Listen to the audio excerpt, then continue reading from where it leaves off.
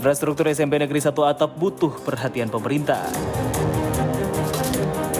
Sekretaris Daerah Samsudin Abdul Qadir mengimbau ASN dapat menyelesaikan laporan pertanggungjawaban keuangan karena berhubungan dengan pengelolaan keuangan.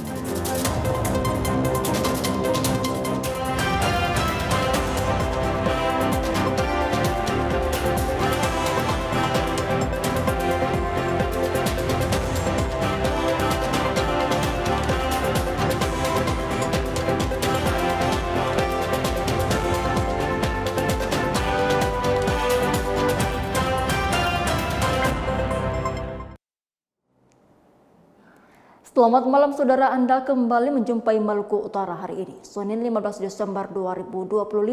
Bersama saya Faradila Sultan Batua. Dua informasi akan kami rangkaikan dengan sejumlah informasi lainnya.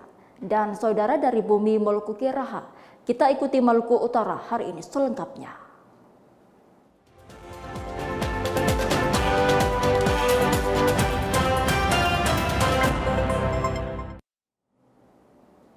Kita awal informasi hari ini, saudara. Infrastruktur SMP Negeri 1 Atap Desa Vitako, Kecamatan Loloda, Kepulauan Kabupaten Halmahera Utara menjadi sorotan publik karena hanya menggunakan papan dan atap yang terbuat dari daun pohon sagu. Sesuai data yang dihimpun TVRI, SMP Negeri 1 Atap ini memiliki 3 ruang belajar, diantaranya satu kelas menggunakan gedung pinjaman SD Negeri Vitako. Satu kelas yang dibangun seadanya menggunakan papan dan atap yang terbuat dari daun, serta satu ruangan milik bangunan sendiri. Kepala SMP Negeri 1 Atap Desa Vitako, Sarman Rajulan, menyampaikan kondisi sekolah saat ini memiliki sekitar 30 siswa-siswi dari kelas 1 sampai kelas 3. Dari masing-masing kelas menggunakan satu ruang belajar. Sementara itu, ketiga kelas tersebut terdapat satu kelas yang saat ini masih dikategorikan darurat atau dibangun seadanya. Alhasil, proses belajar mengajar sering terganggu saat musim hujan tiba. Hingga saat ini belum ada untuk pembangunan yang selanjutnya pada tahap selanjutnya, sehingga harapan dari saya semoga ke depannya agar sekolah kami khususnya kelas darurat ini ada pembangunan berkelanjutan supaya anak-anak kami bisa belajar secara efektif. Kenapa saya katakan secara efektif? Karena kalau hujan turun, sekolah kami khususnya kelas 8 ini pembelajaran tidak begitu efektif. Ketika ada hujan turun, itu tidak bisa belajar karena air tergenang di dalam kelas ini. Jadi harapan saya semoga ke depannya bisa ada pusat perhatian khusus kepada sekolah kami. Sarman menambahkan ruang belajar yang digunakan untuk belajar mengajar sangat memprihatinkan.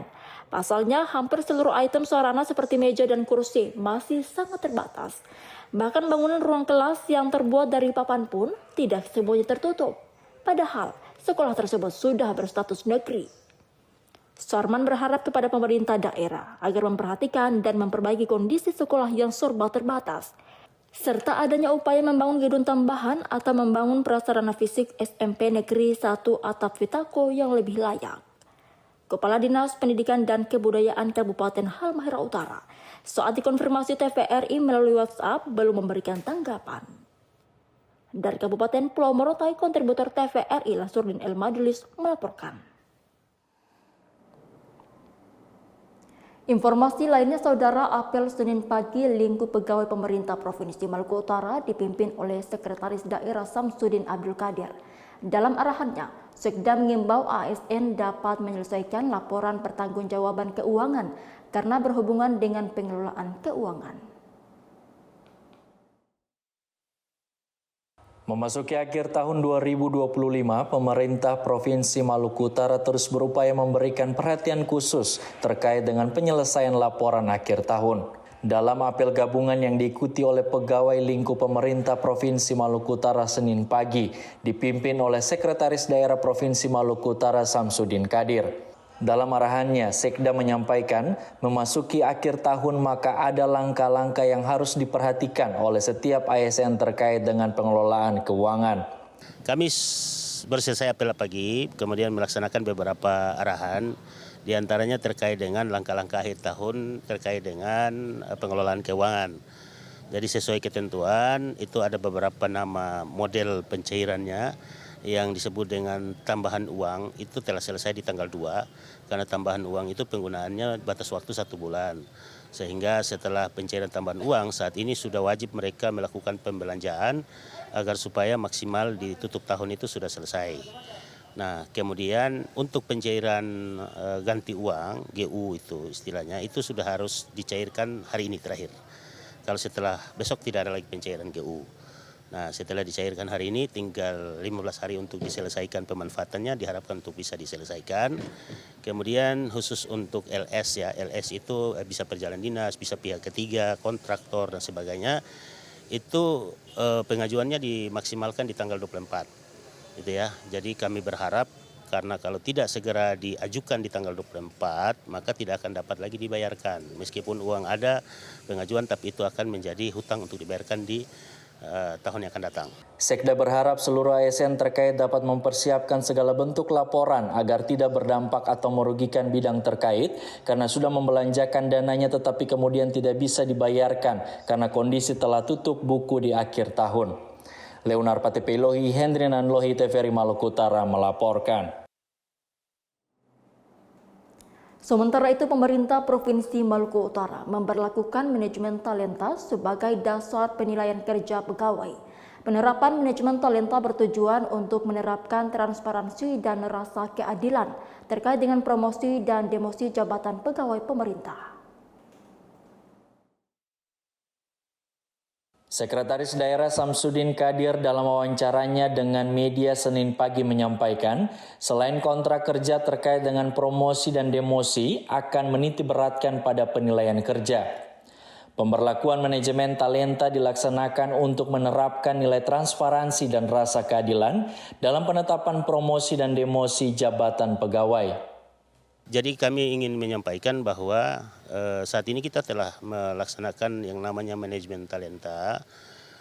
Kemudian kita akan seperti yang saya jelaskan tadi bahwa dalam manajemen talenta itu ada 2 sumbu yang disebut dengan kinerja dan potensi. Jadi kalau potensinya bagus, kinerjanya bagus, itu posisinya mereka berada pada kotak 9. Nah kalau salah satunya sedang, kemudian itu berarti pada 7 dan 8. Nah 7, 8 dan 9 ini itu orang-orang yang punya potensi untuk bisa dimasukkan ke dalam suksesi untuk naik jabatan dan sebagainya itu berada pada 7 dan 8, 9. Tinggal dilakukan wawancara terakhir dan dipilih oleh kita ajukan kepada PPK untuk disetujui untuk promosinya. Samsudin Kadir juga menambahkan, jika dalam penilaian kinerja seorang ASN dalam kategori sedang dan tinggi, yaitu dengan nilai 7 dan 8, maka predikat tersebut berada dalam posisi baik. Sedangkan jika penilaian sedang dan sedang, yaitu nilai 5 dan 6, akan mendapat tanda peringatan bagi pegawai juga OPD terkait dalam penilaian potensi maupun kinerja. Sementara yang menjadi peringatan jika predikat berada dalam posisi rendah dengan nilai 3 dan 4 yang dapat mengakibatkan pegawai tersebut mendapatkan demosi yang artinya tidak ada lagi toleransi untuk bekerja. Apabila predikat berada pada posisi rendah dan rendah dengan nilai 1, maka mengakibatkan pegawai mendapatkan pembebasan dari jabatan. Berdasarkan kebijakan tersebut, Sekda mengimbau agar setiap pegawai jangan sampai berada pada posisi rendah yang disebabkan karena tidak mengupload data potensinya seperti pengalaman jabatan, ijazah atau sertifikasi sehingga membuat penilaian kerja menjadi tidak bernilai. Leonar Patepelohi, Hendri Nanlohi, TVRI Maluku Utara melaporkan. Usai jeda, kami akan kembali dengan sejumlah informasi lainnya.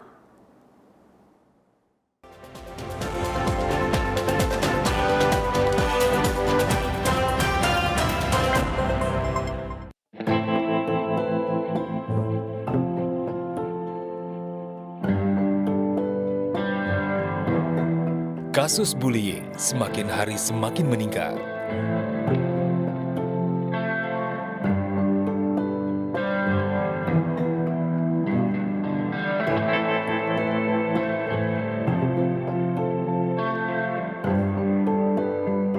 Bullying tidak hanya fisik, bisa berupa ejekan, perundungan daring, bahkan pengucilan.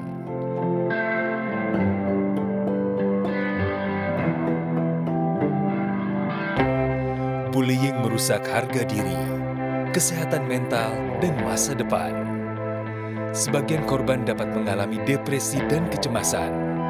Siapa saja bisa menjadi korban, tapi kita bisa menghentikannya. Saya pernah jadi korban. Saya tahu bagaimana rasanya. Kita harus berani bicara. Pelaku bullying dapat dikenakan ancaman pidana yang berat sesuai hukum di Indonesia. Bullying hanya akan berhenti jika kita berani bicara dan menolong. Jangan jadi penonton. Banyak korban sudah berjatuhan. Stop perundungan, mulai dari kita.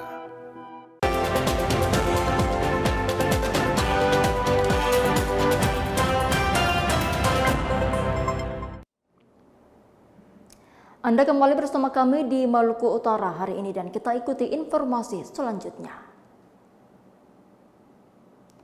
Saudara, memperingati hari jadi ke-17 UPTD Instalasi Farmasi Kota Ternate menggelar aksi bakti sosial dengan menghadirkan pemeriksaan kesehatan gratis, donor darah dan senam bersama.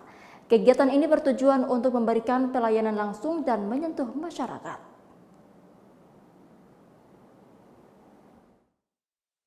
Bakti sosial oleh UPTD Farmasi Instalasi Kota Ternate mengusung tema Generasi Sehat Masa Depan Hebat berlangsung di area CFD Salero pada Minggu pagi. Aksi yang menjadi bagian dari peringatan hari jadi ke-17 UPTD Farmasi Instalasi Kota Ternate tahun 2025 terdiri dari pemeriksaan kesehatan gratis, donor darah, serta senam bersama masyarakat. Tujuan dari kegiatan bakti sosial untuk memberikan pelayanan langsung dan memperkenalkan UPTD Farmasi Instalasi Kota Ternate pada masyarakat umum.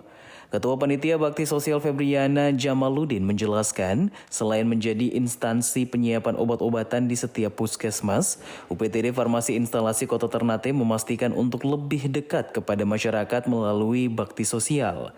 Febriana Jamaluddin mengaku, kegiatan bakti sosial baru pertama dilakukan pada peringatan hari jadi ke-17 UPTD Farmasi Instalasi Kota Ternate. Jadi tujuan dari kegiatan ini supaya kami tuh ingin lebih bermanfaat, langsung turun kepada masyarakat. Selama ini UPTD Instalasi Farmasi bertugas dan fungsinya adalah menyediakan logistik atau perbekalan kefarmasian berupa obat-obatan, DMHP, vaksin untuk puskesmas-puskesmas yang ada di Kota Ternate. Nah, jadi kami di sini ingin lebih memperkenalkan UPTD Instalasi Farmasi kepada masyarakat dan kami juga ingin lebih berperan langsung kepada masyarakat. Febriana Jamaluddin berharap ke depan kegiatan bakti sosial terus berlangsung. Selain itu pula, bakti sosial dapat dilaksanakan oleh seluruh puskesmas di Kota Ternate sehingga dapat memberikan manfaat bagi masyarakat. Dari Ternate, kontributor TVRI Sukri Basir melaporkan.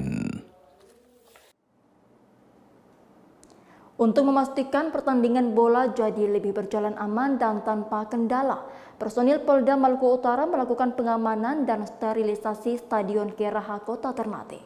Sterilisasi dilakukan bertujuan memastikan keselamatan pemain tetap terjaga dan pertandingan berjalan lancar.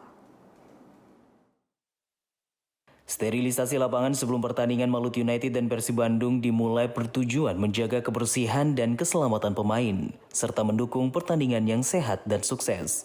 Dalam proses sterilisasi, personil Polda Maluku Utara melakukan pemeriksaan di setiap ruangan area stadion, area tribun penonton, hingga lapangan sepak bola menggunakan metal detektor dan peralatan canggih lainnya untuk menangani bahan berbahaya yang dapat memberikan dampak pada jalannya pertandingan. Ketua Pengamanan Stadion Geraha Kompol Sahlan Upara menyampaikan bahwa setiap pertandingan sepak bola harus dilakukan sterilisasi untuk memastikan objek yang diamankan steril sehingga pelaksanaan berjalan lancar. Kompol Sahlan Upara mengaku terdapat 240 personil kepolisian yang hadir untuk melakukan pengamanan selama pertandingan. Setiap event apapun sebelum pertandingan dimulai harus diadakan sterilisasi untuk memastikan objek yang akan diamankan itu sudah steril sehingga pada saat pelaksanaan event itu tidak ada gangguan dari apapun. Kedua, untuk disampaikan bahwa di sini dari pihak kepolisian akan melaksanakan pengamanan berjumlah sekitar 240 personil, dan dari SSO maupun Stewar berjumlah 137 orang untuk mengamankan stadion dan di luar stadion pada saat melaksanakan pertandingan antara Persib Bandung dan Maluku United. Melalui pengamanan dan sterilisasi oleh personil Polda Maluku Utara, diharapkan terciptanya jaminan keselamatan dan keamanan bagi seluruh pihak terlibat. Dari Ternate, kontributor TVRI, Sukri Basir, melaporkan. Informasi lainnya sesaat lagi usai jeda berikut ini.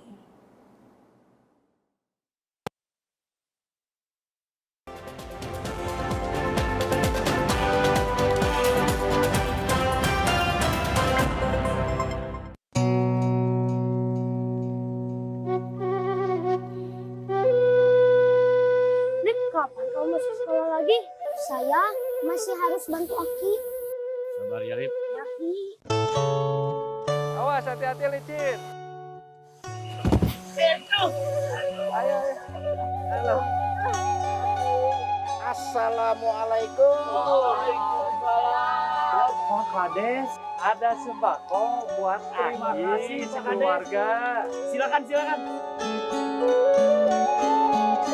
Aki, ini kenapa? Sepertinya sedang tidak sehat.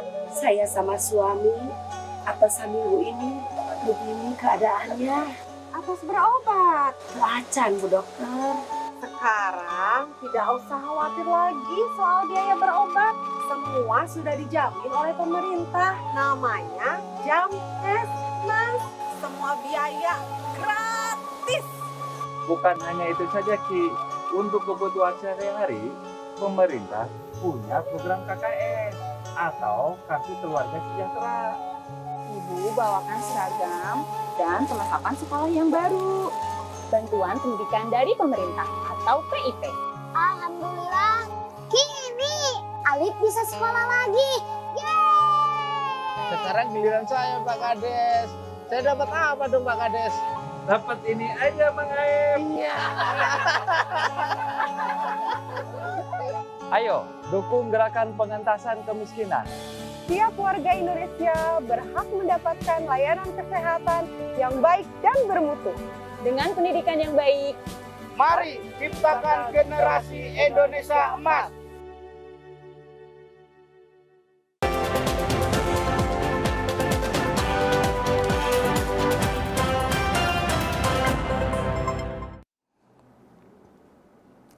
Saudara, berikut kita ikuti beragam informasi dari Sulawesi, Maluku, dan Papua dalam segmen Klik Sulampa.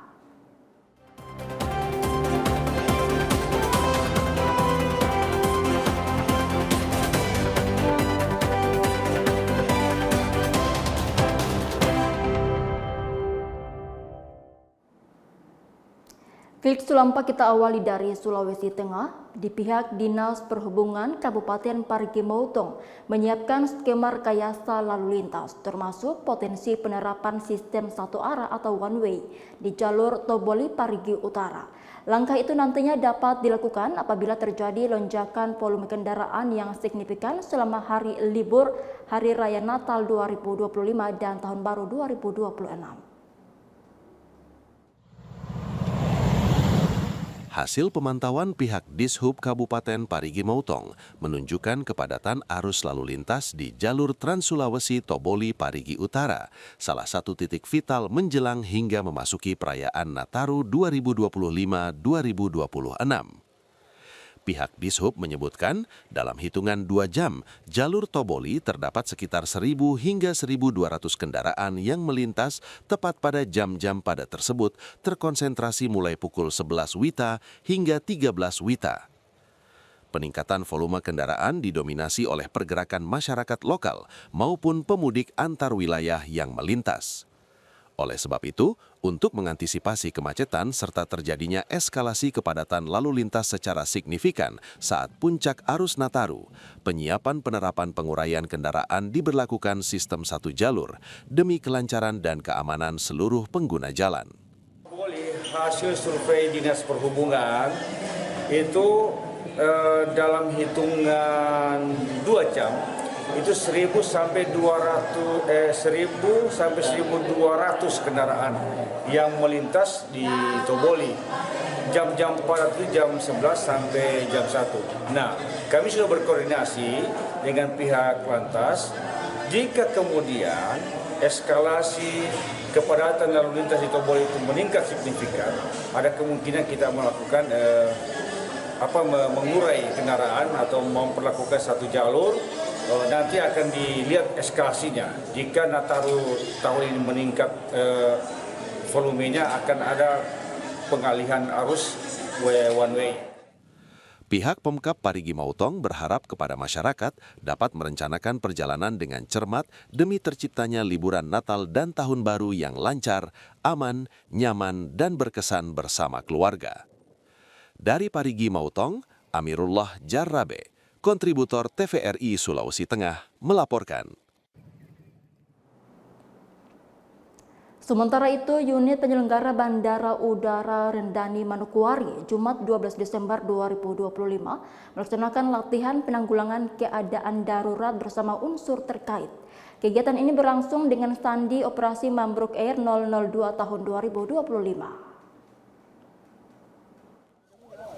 Latihan ini digelar sebagai upaya meningkatkan kesiapsiagaan keadaan darurat di lingkungan bandara, khususnya kondisi yang berpotensi mengancam keselamatan penerbangan.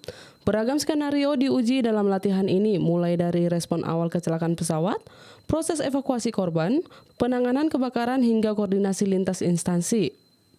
Unsur yang terlibat meliputi pihak bandara, Airnav, TNI Polri, Basarnas, Damkar, tenaga kesehatan, dan instansi pendukung lainnya. Melalui latihan ini diharapkan seluruh petugas semakin terlatih dan mampu menjalankan prosedur penanggulangan keadaan darurat secara tepat dan terkoordinasi. Kepala UPBU Rendani Manokwari, Herman Sujito, kepada media menjelaskan, latihan dengan menggunakan sandi Mambruk Air 002 ini kami laksanakan untuk memastikan seluruh personil siap menghadapi situasi darurat serta meningkatkan sinergi antar instansi terkait. Simulasi ini kita lakukan untuk menguji kesiapan personil kita, khususnya dalam penanganan keadaan darurat, dan kami berterima kasih kepada Pak Kapolres yang sudah membantu kami, personilnya dikerahkan untuk membantu pengamanan bandara udara, kemudian juga ada Pak Dandim yang sudah membantu personil kami, kemudian ada dari kantor SAR, sudah membantu kami juga dalam penanganan keadaan darurat di pesawat udara, dan juga semua stakeholder yang terkait semua sudah berkolaborasi, sudah bekerjasama dengan baik sekali, dan ke depan yang kita harapkan semua bisa bekerja sama, tetap siap siaga menghadapi keadaan apapun. Sementara itu, Sigit Pramono selaku Kepala Otoritas Bandara Udara, Wilayah 9 Manokwari juga menambahkan latihan PKD yang dilaksanakan bersama unsur terkait, yaitu untuk melatih koordinasi kesiapsiagaan bila terjadi keadaan darurat di Bandara Rendani Manokwari. Disimulasikan ada 80 penumpang, dan beberapa orang yang luka dan ada yang meninggal dunia. Kita berharap apabila nanti pun terjadi kejadian, amit-amit ya, nanti terjadi kejadian, itu bisa kita eliminir dengan adanya latihan. Ini harapan latihan ini seperti itu Pak, kita meminimalisasi terjadinya korban. Nah itu yang harapan dari latihan koordinasi seperti ini. Tentu bukan hanya dari bandara saja, ada dari Polres, ada dari SAR, ada dari karantina, ada dari airline juga, itu dia harus kerjasama Pak. Jadi tidak hanya melakukan sendiri-sendiri, jangan sampai nanti pada saat kejadian koordinasinya tidak berjalan. Nah ini kita juga berharap dengan memang di standar itu ada di peraturan kalau minimal adalah 1 tahun dalam 1 kali dalam 2 tahun ya standarnya ya. Tapi tentu saya minta juga dari bandara untuk latihan secara internal, itu juga penting Pak. Jadi latihan internal itu latihan bisa latihan di skala kecil atau mungkin dalam tabletop yang seperti kita ikutin, itu juga hal yang cukup penting karena itu melatih melatih kita untuk selalu bisa berkomunikasi dan berstrategi. Komite Nasional Keselamatan Transportasi Heri Volta yang juga ikut serta dalam kegiatan latihan pengendalian keadaan darurat tersebut menyampaikan apresiasi dan terima kasih atas terlaksananya latihan PKD yang dilaksanakan UPBU Manokwari bersama instansi terkait dan semoga sinergitas ini tetap solid dalam kesiapsiagaan darurat. Nah, kalau KNKT itu sendiri nantinya kan akan fokus ke proses investigasi dan tentunya area dari kecelakaannya tadi. Jadi nanti KNKT akan melakukan dokumentasi. Ya, tapi KNKT sangat mengapresiasi program atau kegiatan yang sudah dilakukan ini, ya karena memang seperti yang sudah disampaikan oleh Bapak Korban, kita tidak mengharapkan ada kejadian seperti ini, tapi kalau misalnya amit-amit terjadi, itu kita bisa ready. Jadi memang sebaiknya kegiatan seperti ini bukan dianggap sebagai simulasi, tapi kita anggap sebagai kondisi yang sebenarnya. Sehingga nantinya kalau misalnya harus menghadapi kondisi yang seperti ini, kita bisa lebih ready. Dengan adanya latihan rutin pengendalian keadaan darurat seperti ini, yang dilakukan oleh UPBU Rendani Manokwari dan instansi terkait diharapkan standar keselamatan penerbangan dapat terus terjaga sekaligus meningkatkan kepercayaan publik terhadap operasional bandara. Moritz Romaropen, TVRI Papua Barat, melaporkan.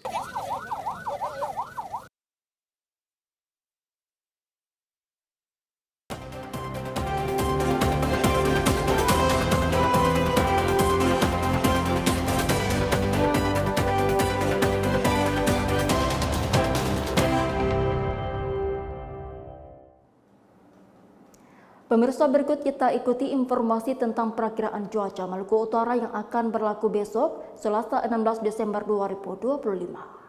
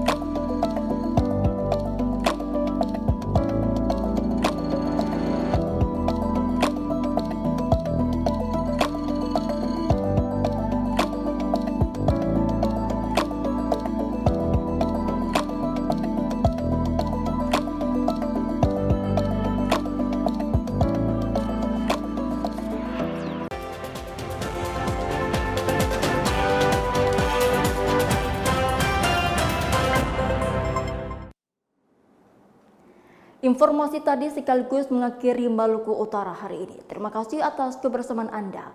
Saya Faradila Sultan Batua mewakili kru yang bertugas pamit undur diri. Dan berikut ini kami mengajak Anda untuk menyaksikan siaran TVRI Nasional. Selamat menyaksikan dan sampai jumpa.